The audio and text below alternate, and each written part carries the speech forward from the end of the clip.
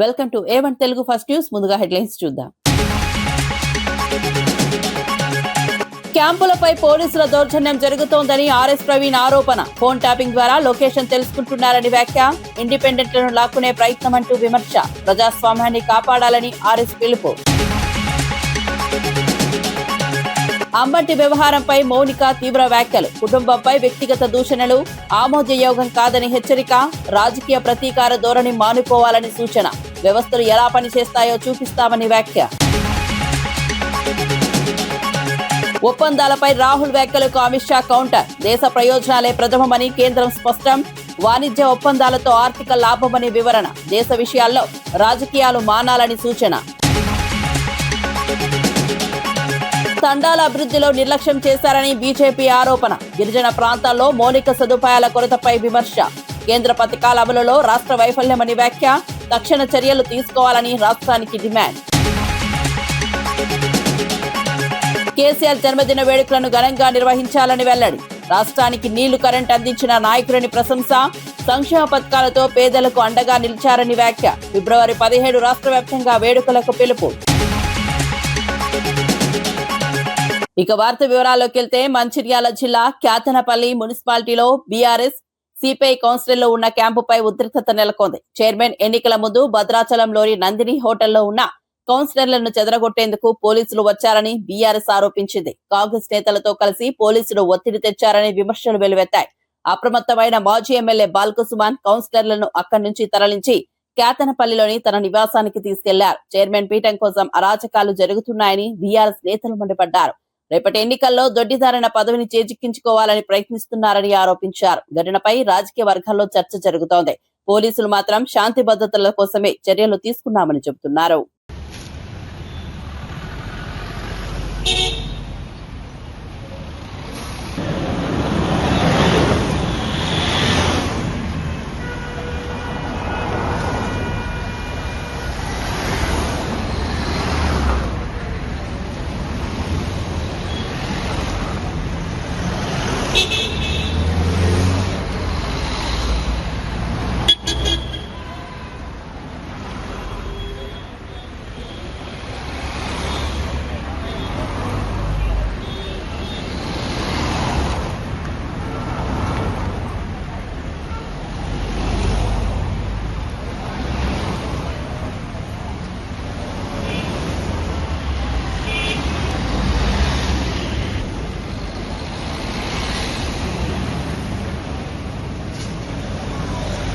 దక్షిణ కాశీగా పేరుగాంచిన శ్రీకాళహస్తి ఆలయంలో మహాశివరాత్రి సందర్భంగా భక్తుల రద్దీ పెరిగింది. 1,00,000కు పైగా భక్తులు తరలివస్తారని అధికారులు అంచనా వేశారు. ఎమ్మెల్యే బొజ్జల సుధీర్ రెడ్డి ఆలయ ఏర్పాట్లను పర్యవేక్షించారు. సామాన్య భక్తులకు పెద్దపీట వేస్తూ 20 నుంచి 30 నిమిషాల్లో దర్శనం కల్పించేలా చర్యలు చేపట్టామని తెలిపారు. ఆలయం పరిసరాలు ఓం నమః శివాయ నామస్మరణతో మారుమోగుతున్నాయి. అర్ధరాత్రి లింగోద్భవ దర్శనానికి ప్రత్యేక ఏర్పాట్లు చేశారు. ట్రాఫిక్ క్యూలైన్ల నిర్వహణకు భారీ పోలీస్ బందోబస్తు ఏర్పాటు చేశారు.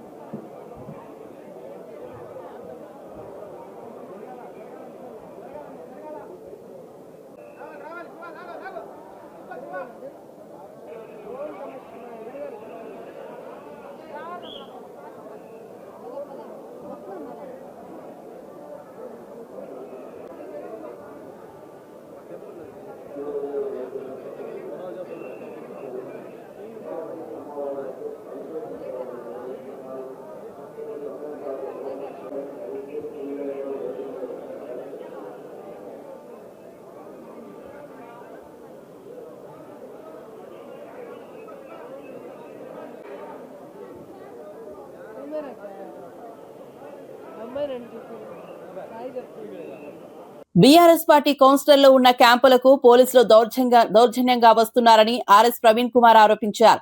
ఫోన్ ట్యాపింగ్ ద్వారా క్యాంపు లొకేషన్ తెలుసుకుని మఫ్టీలో పోలీసులను పంపుతున్నారని అన్నారు. బీఆర్ఎస్ కు మద్దతు తెలిపే ఇండిపెండెంట్ అభ్యర్థులను లాక్కునే ప్రయత్నం జరుగుతోందని విమర్శించారు. ప్రజాస్వామ్యాన్ని కాపాడాలని ఆయన పిలుపునిచ్చారు. ఎన్నికల సమయంలో ఇలాంటి చర్యలు తగ్గవని పేర్కొన్నారు. గ్రౌండ్ లో ఏం జరుగుతున్నదంటే ఎక్కడ కాంగ్రెస్ వాళ్ళు మరి మిగతా ప్రతిపక్షాల వార్డ్ మెంబర్లను అంటే కౌన్సిలర్లను కార్పొరేటర్లను తీసుకుపోతారని చెప్పి ఎవరికి వాళ్ళు క్యాంపులు పెట్టుకున్నారు. ఇబ్రహీంపట్నంలో మెజారిటీ వచ్చింది బీఆర్ఎస్కు. అందరికన్నా ఎక్కువ స్థానాలు బీఆర్ఎస్ చేతిలో ఉన్నాయి. వాళ్ళు రేపు ఎలక్షన్కు పోతే వాళ్ళెంబడి ఒక ఇండిపెండెంట్ స్వచ్ఛందంగా నేను మీ వెంబడే ఉంటానని వచ్చారు. వాళ్ళందరూ క్యాంపులో ఉంటే వాళ్ళు ఎక్కడ క్యాంపులో ఉన్నారో టెలిఫోన్ ట్యాపింగ్ల ద్వారా అదేవిధంగా సర్వైలెన్స్ టూల్స్ ద్వారా కనుక్కొని అక్కడికి లోకల్ పోలీసు వాళ్ళని పంపించారు. ఇంత దౌర్జన్యం ఎందుకు సార్? పోలీసు వాళ్ళ డ్యూటీ ఏంది? ఎవరు క్యాంపులు పెట్టుకుంటుంది వాళ్ళ ఇష్టం, వాళ్ళు క్యాంపులలో ఉంటారు. వాళ్ళు ఏమైనా మర్డర్లు చేసి క్యాంపులో కూర్చున్నారా? వాళ్ళు ఏమన్నా దొంగతనాలు చేసి క్యాంపులో కూర్చున్నారా? లేకపోతే మన సుల్తాన్ బజార్లో పట్టపగలే తుపాకీతో కాల్చి డబ్బులు ఎత్తుకపోయినారా వాళ్ళు ఏమన్నా? అక్కడికి ముగ్గురు యూనిఫామ్లు ఉన్న పోలీసు వాళ్ళు వచ్చి ఏం జరుగుతుంది ఇక్కడ, ఏంది ఈ క్యాంపులు ఎవరెవరున్నారు అని రావడం. ఎందుకండి ఇంత మీకు కసి ఆరాటం? నాకు ఈ దుర్మార్గం, దౌర్జన్యం. ఇంకా కొన్ని చోట్ల మఫ్టీలో ఉండే కానిస్టేబుల్లను కౌన్సిలర్ల రూపంలో కొన్ని క్యాంపులకు చొప్పించిండ్రు. అవసరమా? కొన్ని చోట్లయితే రోడ్డు మీద నుంచి ఎత్తుకొని పోయినరు. ఇంతకుముందు నేను బీఎస్పీ లీడర్లతో మాట్లాడినా. ఈ మెదక్లో, దాని తర్వాత మేడ్చల్లో ఆలియాబాద్ దగ్గర వాళ్ళిద్దరిని ఎత్తుకొని పోయినరు. అంటే ఏంది ఇది? ప్రజాస్వామ్యమా లేకపోతే ఇంకా అరాచకమా లేకపోతే రాజరికమా లేకపోతే ఏముంది ఇక్కడ? ఇదేమన్నా బనానా రిపబ్లికా? తెలంగాణ పోరాటాలు చేసి 1300 మంది అమరవీరులు మరి కేసీఆర్ గారి నాయకత్వంలో విరోచిత పోరాటం చేసి తెచ్చుకున్న తెలంగాణలో ఇంత దుర్మార్గమా? ఎక్కడ పడితే అక్కడ కార్పొరేటర్లు ఇండిపెండెంట్లు ఉన్నా వేరే పార్టీలున్నా వెంటనే గుంజుకపోయి వస్తున్నారంటే పోలీసు వాళ్ళని అడ్డం పెడుతున్నారు. ఎట్లా వీలవుతుంది? ఇది ఏమన్నా న్యాయమా? అదేవిధంగా తాండూరు మున్సిపల్ ఎన్నికల కౌంటింగ్ సందర్భంగా కాంగ్రెస్ ఎమ్మెల్యే మనోహర్ రెడ్డి ఎన్నికల కోడ్ ఉల్లంఘించాడని బీఆర్ఎస్ నేతలు ఫిర్యాదు చేశారు. కౌంటింగ్ పూర్తి కాకముందే కేంద్రంలోకి వెళ్లారని ఆరోపించారు. కాంగ్రెస్ పార్టీ ఓటమిని జీర్ణించుకోలేక తమపై కేసులు పెడుతోందని బీఆర్ఎస్ సీనియర్ నేత శ్రీశైల్ రెడ్డి వ్యాఖ్యానించారు. ఎన్ని కేసులు పెట్టినా ఎదుర్కొంటామని స్పష్టం చేశారు. ఘటనపై పోలీసులు విచారణ చేపట్టారు. ఈరోజు తాండూరులో చూస్తే ఎంత బాహాటంగా నిర్లజ్జగా ఎన్నికల కోడ్ వయలేషన్ అవుతా ఉన్నది. మొన్న పోలింగ్ రోజు వార్డు నంబర్ 23 పోలింగ్ బూత్లోకి బుయ్యాని శ్రీనివాసరెడ్డి గారు దూసుకొని పోయింది. 144 సెక్షన్ వయలేట్ చేసింది రోహిత్ రెడ్డి గారు, శ్రీనివాస్ రెడ్డి. దాన్ని అడ్డుకోవడానికి రోహిత్ రెడ్డి వెళ్తే రోహిత్ రెడ్డి మీద 144 సెక్షన్ ఉల్లంఘనాన్ని కంప్లైంట్ చేస్తూ ఉన్నారు. పోలీసులు చర్యలు తీసుకుంటామంటున్నారు. కౌంటింగ్ రోజు సాయంత్రం ఇంకా 5 వార్డుల ఫలితాలు రాకముందే, ఇంకా కౌంటింగ్ అవుతున్నప్పుడే బుయ్యని మనోహర్ రెడ్డి ఎమ్మెల్యే గారు, డీసీసీ అధ్యక్షుడు దారాసింగ్, స్వప్న పరిమళ్, కరణం పురుషోత్తమరావు, రవిగౌడ్ వీళ్ళందరూ కౌంటింగ్ సెంటర్లోకి పోయింది. దారాసింగ్ గారు మీడియా మిత్రులతో మాట్లాడుతూ చెప్పిండు, డిఎస్పీ గారు పర్మిషన్ ఇస్తే లోపలికి పోయినామని. వాళ్ళని అడ్డుకోరు, వాళ్ళు లోపలికి పోయి బీఆర్ఎస్ అభ్యర్థుల ఫలితాలను తారుమారు చేసే చర్యలకు పూనుకుంటారు. కాబట్టి దాన్ని సేఫ్ గార్డ్ చేయాలనే ఉద్దేశంతో రోహిత్ రెడ్డి గారు అక్కడికి పోతే రోహిత్ రెడ్డి గారిని అలో చేయరంట పోలీసులు, ఎమ్మెల్యేని అలో చేస్తారంట. నేను పోలీసు అధికారులకు కూడా విజ్ఞప్తి చేస్తున్నా, గౌరవ పోలీసు అధికారులారా, ఎన్నికల సంఘము రాజ్యాంగం అందరికీ ఒకటే ఉంటుంది. ఎమ్మెల్యేకి పర్మిషన్ ఉండదు కౌంటింగ్ సెంటర్లో, ప్రధానమంత్రికి కూడా ఉండదు. నేను మళ్ళీ చెప్తున్నా, కేవలం పోటీ చేసిన అభ్యర్థికి, ఎలక్షన్ ఏజెంట్కి, కౌంటింగ్ ఏజెంట్కి తప్ప ఎవరికి అనుమతి ఉంటుంది. అట్లాంటిది ఎమ్మెల్యే 6-7 మందితో కూర్చున్నాడు బాధాప్తా, ఆడ కుర్చీలు వేస్తుండ్రు వాళ్ళకు, ఆయన లోపల కూర్చుని ఫోన్ మాట్లాడుతున్నాడు ఎమ్మెల్యే. ఇది ఎక్కడి రాజ్యాంగం? ఇది ఎక్కడి ప్రజాస్వామ్యం? ఇది ఎక్కడి కాంగ్రెస్ మార్కు ప్రజాపాలన ఇది? సో ఇది ప్రశ్నించినందుకు ఈరోజు రోహిత్ రెడ్డి మీద ఇంకో 9 మంది మీద ఎఫ్ఐఆర్లు బుక్ చేశారు. బిఎన్ఎస్ఎస్ 173, 176 చట్టం కింద కేసులు బుక్ చేసి అది ఎనీవే మేము ఎలక్షన్ కమిషన్ కంప్లైంట్ చేసినాం, అందరికి కంప్లైంట్ చేసినాం.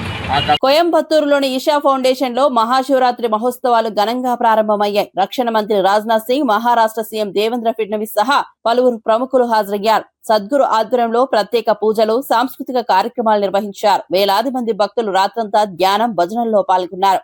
భద్రతా ఏర్పాట్లు కట్టుదిట్టంగా చేశారు. ఈ వేడుకలు దేశవ్యాప్తంగా ప్రత్యక్ష ప్రసారమయ్యాయి.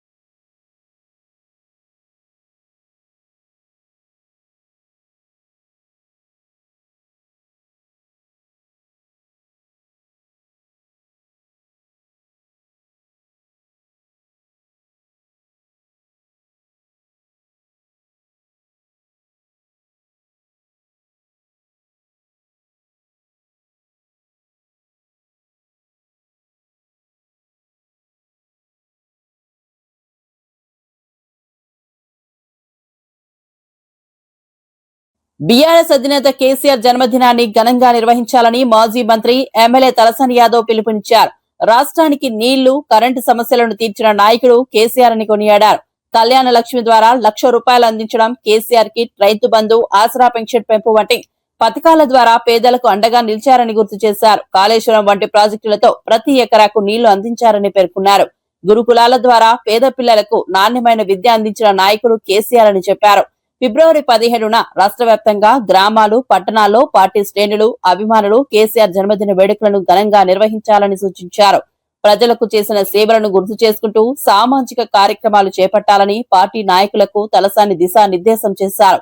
కేసీఆర్ నాయకత్వమే తెలంగాణ అభివృద్ధికి మార్గమని ఆయన వ్యాఖ్యానించారు. పట్టణాల్లో గాని, జిల్లా హెడ్ క్వార్టర్లో గాని పార్టీ నాయకులందరూ కూడా బ్రహ్మాండంగా ఘనంగా నిర్వహించాలని చెప్పి నేను ఈ సందర్భంగా తెలియజేస్తూ, గుడ్లు కానీ, మసీదులు కానీ, చర్చులు కానీ అక్కడ కూడా ప్రార్థనలు చేసేటువంటి కార్యక్రమాలు. అయితే రాష్ట్ర కార్యాలయంలో అంటే తెలంగాణ భవన్లో ఆ రోజు ఉదయం 10 గంటలకు కేటీఆర్ గారు ముఖ్య అతిథిగా కేక్ కట్ చేస్తారు. అదేవిధంగా హరీష్ రావు గారు, మధుసూదనాచారి గారు, మా పెద్ద నాయకులందరూ కూడా అంటే శాసన మండలి, శాసనసభ్యులు, పార్లమెంట్ సభ్యులు, మాజీ శాసనసభ్యులు, చైర్మన్లు, మాజీ చైర్మన్లు, వివిధ కార్పొరేషన్ల మెంబర్లు, మా కార్యకర్తలు, మా హైదరాబాద్ సిటీకి సంబంధించినటువంటి కార్పొరేటర్, మాజీ కార్పొరేటర్లు అందరూ కూడా పెద్ద ఎత్తున ఇక్కడ కార్యక్రమాలు ఉంటాయి. మా నాయకుడిని పుట్టినరోజు జరుపుకోవడం అనేది మేమందరం మా అదృష్టంగా భావించి పెద్ద ఎత్తున జరుపుకోవాలనేటువంటి సంకల్పం ప్రతి సంవత్సరం కూడా చాలా గ్రాండ్గా చేస్తాం. ఈ సంవత్సరం కూడా చాలా అద్భుతంగా పుట్టినరోజు వేడుకల్ని చేపట్టడం జరుగుతుందని చెప్పి నేను ఈ సందర్భంగా తెలియజేస్తూ ఉన్నాను. ఎల్లుండి 17వ తారీఖున జరిగే కేసీఆర్ గారి పుట్టినరోజుని మరి ఘనంగా నిర్వహించడానికి ఏర్పాట్లన్నీ జరుగుతున్నాయి. తప్పకుండా కార్యకర్తలు, నాయకులకు ఇక్కడ హైదరాబాద్లో అందుబాటులో ఉన్న వాళ్ళు అయితే వాళ్ళందరికీ ఇదే ఇన్విటేషన్, మీరందరూ కూడా భవన్కు రావాలని చెప్పి. అంబటి రాంబాబు వ్యవహారంపై వైసీపీ శ్రేణుల్లో ఉద్రిక్తత కొనసాగుతోంది. ఈ నేపథ్యంలో అంబటి రాంబాబు కుమార్తె మౌనిక తీవ్ర వ్యాఖ్యలు చేశారు. గల్లా మాధవి, ఇతర నాయకులు చేస్తున్న వ్యాఖ్యలను ఆమె ఖండించారు. తమ కుటుంబంపై దాడులు, విమర్శలు చేయడం సరికాదని హెచ్చరించారు. తమపై ఆరోపణలు చేస్తున్న వారు ముందుగా తమ వైఖరిని పరిశీలించుకోవాలని అన్నారు. రాజకీయ ప్రతీకార ధోరణితో వ్యవహరిస్తే భవిష్యత్తులో తగిన సమాధానం ఇస్తామని హెచ్చరించారు. తమ నాయకుడు జగన్ మళ్లీ అధికారంలోకి వచ్చిన తర్వాత వ్యవస్థలు ఎలా పనిచేస్తాయో చూపిస్తామని వ్యాఖ్యానించారు. రాజకీయ భాషలో పరస్పర విమర్శలు సహజమే అయినా వ్యక్తిగత దూషణలు ఆమోదయోగ్యం కాదని స్పష్టం చేశారు. ప్రజా జీవితంలో ఉన్నప్పుడు ఒక బాధ్యత కలిగినటువంటి శాసనసభ్యురాల్లాగా ఆవిడ ఉన్నప్పుడు ఆవిడ కొంచెం బాధ్యతగా ఆలోచించాల్సినటువంటి అవసరం ఉంది. ఆవిడ మాట్లాడుతూ ఆవిడ ఒక ఇంటర్వ్యూలో నాకు ఎవరో క్లిప్పింగ్ పంపించారు, నేను చూస్తున్నాను. అంబటి రాంబాబు గారు ఏమన్నా ఫ్రీడమ్ ఫైటరా అని చెప్పి ఆవిడ క్వశ్చన్ చేస్తున్నారు. ఫ్రీడమ్ ఫైటర్ కాదమ్మా, ఫ్రీడమ్ ఫైటర్ తో పోల్చుకునే అంత గొప్పవారు అంబటి రాంబాబు గారు కాదు. నేను ఆవిడని అడుగుతున్నా, మీరేమన్నా ఝాన్సీ లక్ష్మి గారా? మీరు అంతమందిని వేసుకుని వచ్చి దాడి చేయించారే, మరి ఇలాగే ఆడవాళ్ళని విమర్శిస్తూ తప్పు అర్థాలు పలికేటట్టుగా చంద్రబాబు నాయుడు గారు కూడా మాట్లాడున్నారు. ఆయన మీద కూడా వెళ్తారా? మీరు ఇదే పోరాట స్ఫూర్తిని అటువైపు కూడా చూపిస్తే, అందరి పట్ల సమానంగా చూపిస్తే ఈ పోరాట స్ఫూర్తిని అభినందనీయంగా ఉంటుంది. మీరు అటువైపు జరిగినప్పుడు మటుకు మీరు కామ్గా ఉంటారు, ఇటువైపు ఏమో దాడులకు దిగుతారా, ఇంటి మీదకి వస్తారా, కత్తులు కర్రలు పట్టుకుని సారీ అడగడానికి వచ్చాను ఒక అందమైన పేరు పెడతారా దానికి, దాడికి? విశాఖపట్నంలో శివరాత్రి వేడుకలు ఘనంగా నిర్వహించారు. సుబ్బరామిరెడ్డి సేవాపీఠం ఆధ్వర్యంలో ఆర్కే బీచ్ వద్ద ప్రత్యేక కార్యక్రమాలు జరిగాయి. గత 4 దశాబ్దాలుగా శివలింగాల ప్రతిష్టాపన, పవిత్ర జలాలతో అభిషేకం నిర్వహించడం ఆనవాయితీగా కొనసాగుతోంది. ఈ సంవత్సరం మహాకుంభాభిషేకంతో కార్యక్రమం మరింత వైభవంగా జరిగింది. వేలాది మంది భక్తులు పాల్గొని శివనామస్మరణతో ప్రాంతాన్ని మార్మోగించారు. భక్తుల సౌకర్యార్థం ప్రత్యేక ఏర్పాట్లు చేశారు. అన్న ప్రసాదం, భక్తులకు త్రాగునీరు, క్యూలైన్ల నిర్వహణ వంటి ఏర్పాట్లను నిర్వాహకులు పర్యవేక్షించారు. శివరాత్రి సందర్భంగా భక్తి వాతావరణం నెలకొంది. స్థానిక ప్రజలు, ప్రముఖులు పాల్గొని కార్యక్రమానికి శోభను తెచ్చారు. వినియోగించుకొని స్వహస్తాలతో అభిషేకించి పరమశివుని కృపకు పాత్ర. అమ్మా రండి రండి, తిలకించండి, తరించండి. ఎంతో మన హిస్టరీలో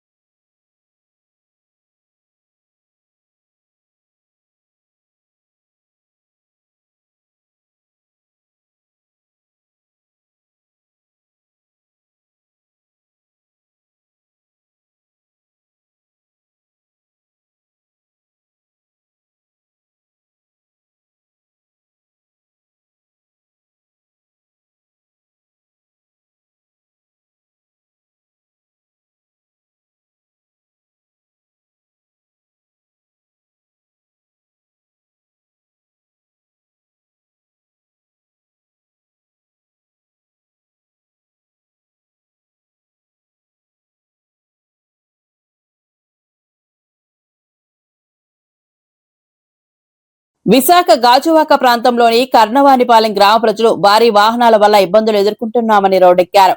గంగవరం ఫోర్ట్ స్టీల్ ప్లాంట్ కు వెళ్లే బొగ్గు లారీల వల్ల దుమ్ము, కాలుష్యం పెరిగి ఆరోగ్య సమస్యలు తలెత్తుతున్నాయని వాపోయారు. పిల్లలు, పెద్దలు శ్వాసకోశ సమస్యలతో బాధపడుతున్నారని తెలిపారు. అధికారులను ఎన్నిసార్లు కోరినా స్పందన లేకపోవడంతో రహదారిపై టెంట్ వేసి ధర్నా చేపట్టారు. భారీ వాహనాలను అడ్డుకుని తమ సమస్యలను పరిష్కరించాలని డిమాండ్ చేశారు. గ్రామ ప్రజల ఆందోళనతో కొంతసేపు ట్రాఫిక్ కు అంతరాయం ఏర్పడింది. అధికారులు సమస్యను పరిశీలించి తగిన చర్యలు తీసుకుంటామని హామీ ఇచ్చిన తర్వాత పరిస్థితి అదుపులోకి వచ్చింది.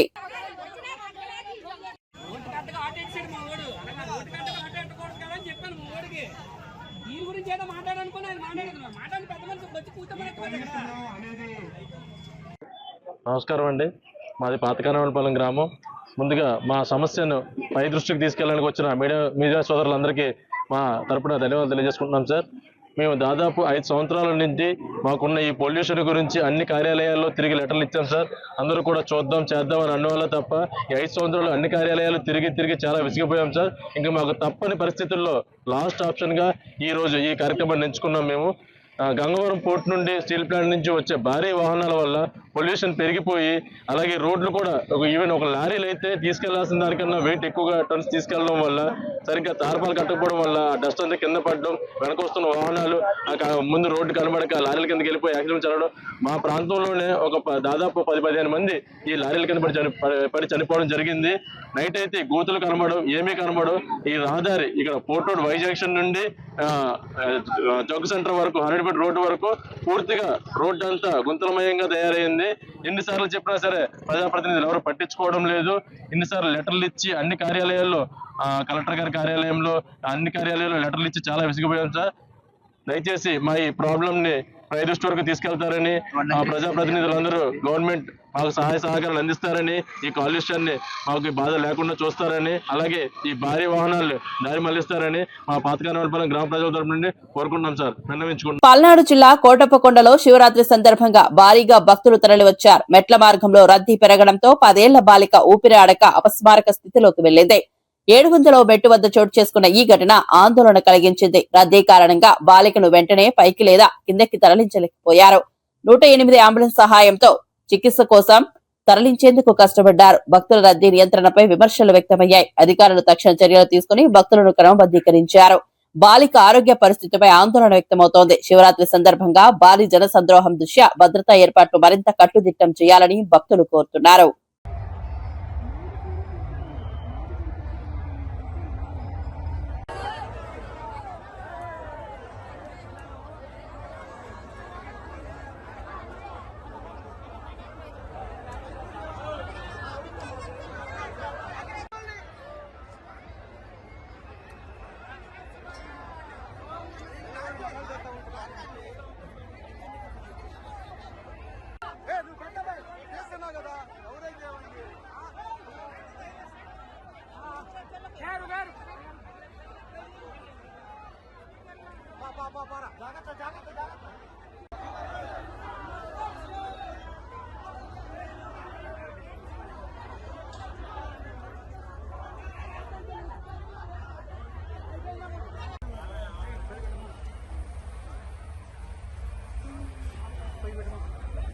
జనసేన పార్టీ సభ్యత్వ నమోదు కార్యక్రమాన్ని ఆ పార్టీ అధ్యక్షుడు పవన్ కళ్యాణ్ మంగళగిరిలోని తన క్యాంపు కార్యాలయంలో ప్రారంభించారు. పార్టీ బలోపేతానికి గ్రామ స్థాయి నుంచి రాష్ట్ర స్థాయి వరకు శక్తివంతమైన కేడర్ను నిర్మించడమే లక్ష్యంగా ఆయన పేర్కొన్నారు. యువత, మహిళలు, ఉద్యోగులు పెద్ద సంఖ్యలో సభ్యత్వం తీసుకుని పార్టీ సిద్ధాంతాలను ప్రజల్లోకి తీసుకెళ్లాలని పిలుపునిచ్చారు. ప్రజా సమస్యల పరిష్కారమే జనసేన ప్రధాన ఎజెండా అని స్పష్టం చేశారు. రాబోయే ఎన్నికలను దృష్టిలో ఉంచుకుని పార్టీ శక్తిని మరింత పెంచే దిశగా ఈ సభ్యత్వ కార్యక్రమం కీలకంగా మారనుంది. కార్యకర్తలు ప్రతి ఇంటికి చేరుకుని సభ్యత్వ నమోదు చేపట్టాలని సూచించారు. రాష్ట్ర రాజకీయాల్లో ప్రజలకు ప్రత్యామ్నాయ రాజకీయ శక్తిగా నిలబడాలన్న సంకల్పంతో ముందుకు సాగుతున్నామని పవన్ తెలిపారు. మన ఇల్లు, మన కుటుంబంకి నడిపేవాడు వాడు ఇవ్వకపోతే ఎట్లా అనుకుంటాం. ఒకవేళ లేనప్పుడు పర్లేదు, పని చేద్దాం. సినిమాలు ఉన్నాయి, సంపాదిస్తున్నాం. మనం అందరం కూడా మన భగవంతుడిని మనం ప్రార్థించుకుంటూ ఆ బ్లెస్సింగ్స్ తోటి ముందుకెళ్లే విధంగా ఈ రోజున ప్రత్యేకంగా మహాశివరాత్రి రోజున ప్రెసిడెంట్ గారు మొట్టమొదటి సభ్యత్వం ఆయనే తీసుకుని 26వ తారీఖు నుంచి మనం రాష్ట్ర వ్యాప్తంగా ఈ కార్యక్రమాన్ని తీసుకెళ్దామని ఖరారు చేశారు. పిఠాపురంలో అందరికన్నా ముందు ప్రారంభిద్దాం, ఒక వారం ముందు. ఎందుకంటే పిఠాపురంలో ఒక కాన్సెప్ట్లో ప్రెసిడెంట్ గారు మన క్యాడర్ని, నాయకత్వాన్ని ముందు నడిపించాలి, వాళ్ళకి ఒక బాధ్యత అర్థం అవ్వాలనే ఉద్దేశంతో అక్కడ కొంచెం కసరత్తు చేయడం జరిగింది. అమెరికా, ఐరోపా, సమైక్య యూకే దేశాలతో భారత్ కుదుర్చుకున్న వాణిజ్య వ్యూహాత్మక ఒప్పందాలపై కాంగ్రెస్ అగ్రనేత రాహుల్ గాంధీ చేసిన విమర్శలను కేంద్ర హోంమంత్రి అమిత్ షా ఖండించారు. దేశ ప్రయోజనాల దృష్ట్యా తీసుకున్న నిర్ణయాలను తప్పుదోవ పట్టించే ప్రయత్నం జరుగుతోందని ఆరోపించారు. ఈ ఒప్పందాల ద్వారా దేశ ఆర్థిక వ్యవస్థకు, రక్షణ రంగానికి, ఎగుమతులకు గణనీయమైన లాభం కలుగుతోందని తెలిపారు. భారత ప్రయోజనాలే ప్రథమమని, దేశ భద్రత, అభివృద్ధి దృష్ట్యా ప్రతి ఒప్పందం కుదుర్చుకున్నామని స్పష్టం చేశారు. అంతర్జాతీయ వేదికపై భారత్ ప్రతిష్ట పెరుగుతోందని పేర్కొన్నారు.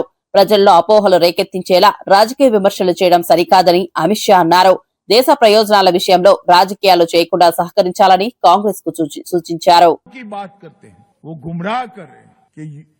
यूरोपियन यूनियन, इंग्लैंड, इसके साथ हुए जो एफटीए और अमेरिका के साथ हुई ट्रेड डील, ये दोनों के माध्यम से मोदी जी ने किसानों के हित को नुकसान पहुंचाया है. मैं राहुल गांधी जी को चैलेंज देना चाहता हूं, किसी भी मंच तय कर लो, भारतीय जनता पार्टी का युवा मोर्चे का अध्यक्ष आकर आपसे चर्चा कर लेगा नुकसान किसने किया है। मैं आज इस मंच से देश के किसानों को कहने आया हूं कि राहुल गांधी झूठ बोल रहे हैं।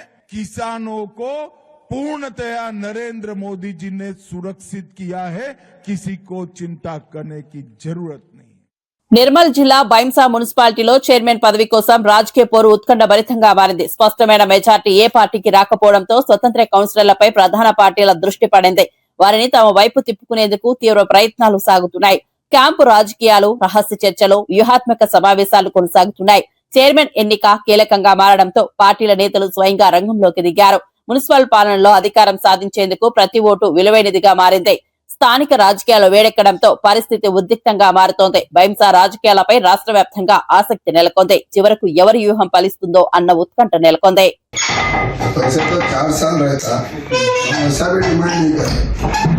फर्स्ट 2 साल ही दो बोल रहे हैं, हम 2 साल के बाद यूनानी मसले आके हम टाइम हमारे कमिटमेंट के हिसाब से हम रिजाइन कर ये 2 आदमी माई चेयरमैन मेरे साथ इंडिपेंडेंट है बोल रहे, किसी के साथ इंडिपेंडेंट नहीं है, 2 इंडिपेंडेंट हमारे साथ है। और हम उनको बोल रहे कि तुम तुम्हारे तरीके से रहो, हमारा जो डिमांड है वो हुआ तो तुम्हारा भी जो डिमांड्स करके तुम उठे उसको हम दुरुस्त कर सकते। తండాల అభివృద్ధి విషయంలో కాంగ్రెస్ మరియు గత బీఆర్ఎస్ ప్రభుత్వాలు తీవ్ర నిర్లక్ష్యం చేశాయని బీజేపీ రాష్ట్ర అధ్యక్షుడు రామచంద్రరావు ఆరోపించారు. గిరిజన ప్రాంతాల్లో మౌలిక సదుపాయాల కొరత కొనసాగుతూనే ఉందని అన్నారు. త్రాగునీరు, రహదారులు, విద్య, వైద్య సదుపాయాల అభివృద్ధిలో స్పష్టమైన పురోగతి లేదని విమర్శించారు. గిరిజనులకు ఇచ్చిన హామీలు అమలు కాలేదని పేర్కొన్నారు. కేంద్ర ప్రభుత్వం గిరిజన సంక్షేమానికి ప్రత్యేక పథకాలు అమలు చేస్తోందని తెలిపారు. తండాల సమగ్ర అభివృద్ధి కోసం బీజేపీ కట్టుబడి ఉందని చెప్పారు. గిరిజనుల హక్కుల పరిరక్షణలో తమ పార్టీ ముందుంటుందని స్పష్టం చేశారు. రాష్ట్ర ప్రభుత్వం తక్షణ చర్యలు తీసుకుని తండాల సమస్యలు పరిష్కరించాలని డిమాండ్ చేశారు. సంక్షేమ పథకాలతో ఈరోజు భారతదేశంలో ట్రైబల్స్ కి సంబంధించినటువంటి ఒక వెల్ఫేర్ సంక్షేమం కోసము నరేంద్ర మోదీ గారు అనేక పథకాలు తీసుకోవడం జరిగింది. వారి విద్య కోసం అయితే, వారి స్కాలర్షిప్లు అయితే, వారి ఉద్యోగ అవకాశాల కోసం అయితే, వారి యొక్క ఆరోగ్య పరిస్థితి కోసం అయితే, ఇవన్నీ కూడా చేస్తూ ఉన్నారు. ఒక సపరేట్గా ఒక గ్రామ పంచాయతీ హోదా ఇస్తూ అక్కడ నిధులుగానే, అక్కడ అభివృద్ధిగానే కార్యక్రమాలు ఈ 2 ప్రభుత్వం కూడా చేయలేదు. ఈరోజు ట్రైబల్ ఏరియాస్లో ఏ డెవలప్మెంట్ జరిగినా కూడా అది ఐటీడీఏ ద్వారా కేంద్ర ప్రభుత్వం నిధులతోనే ఈరోజు ట్రైబల్ ఏరియాస్ కూడా డెవలప్ అవుతున్న విషయాన్ని మనం గుర్తుపెట్టాం. క్యాంపులపై పోలీసుల దౌర్జన్యం జరుగుతోందని ఆర్ఎస్ ప్రవీణ్ ఆరోపణ. ఫోన్ ట్యాపింగ్ ద్వారా లొకేషన్ తెలుసుకుంటున్నారని వ్యాఖ్య. ఇండిపెండెంట్లను లాక్కునే ప్రయత్నం అంటూ విమర్శ. ప్రజాస్వామ్యాన్ని కాపాడాలని ఆర్ఎస్ పిలుపు. అంబటి వ్యవహారంపై మౌనిక తీవ్ర వ్యాఖ్యలు. కుటుంబంపై వ్యక్తిగత దూషణలు ఆమోదయోగం కాదని హెచ్చరిక. రాజకీయ ప్రతీకార ధోరణి మానుకోవాలని సూచన. వ్యవస్థలు ఎలా పనిచేస్తాయో చూపిస్తామని వ్యాఖ్య. ఒప్పందాలపై రాహుల్ వ్యాఖ్యలకు అమిత్ షా కౌంటర్. దేశ ప్రయోజనాలే ప్రథమమని కేంద్రం స్పష్టం. వాణిజ్య ఒప్పందాలతో ఆర్థిక లాభమని వివరణ. దేశ విషయాల్లో రాజకీయాలు మానాలని సూచన. తండాల అభివృద్ధిలో నిర్లక్ష్యం చేశారని బీజేపీ ఆరోపణ. గిరిజన ప్రాంతాల్లో మౌలిక సదుపాయాల కొరతపై విమర్శ. కేంద్ర పథకాల అమలులో రాష్ట్ర వైఫల్యమని వ్యాఖ్య. తక్షణ చర్యలు తీసుకోవాలని రాష్ట్రానికి డిమాండ్. కేసీఆర్ జన్మదిన వేడుకలను ఘనంగా నిర్వహించాలని వెల్లడి. రాష్ట్రానికి నీళ్లు, కరెంట్ అందించిన నాయకులని ప్రశంస. సంక్షేమ పథకాలతో పేదలకు అండగా నిలిచారని వ్యాఖ్య. ఫిబ్రవరి 17 రాష్ట్ర వ్యాప్తంగా వేడుకలకు పిలుపు. మరిన్ని అప్డేట్స్ కోసం చూస్తూనే ఉండండి A1 తెలుగు ఫస్ట్ న్యూస్.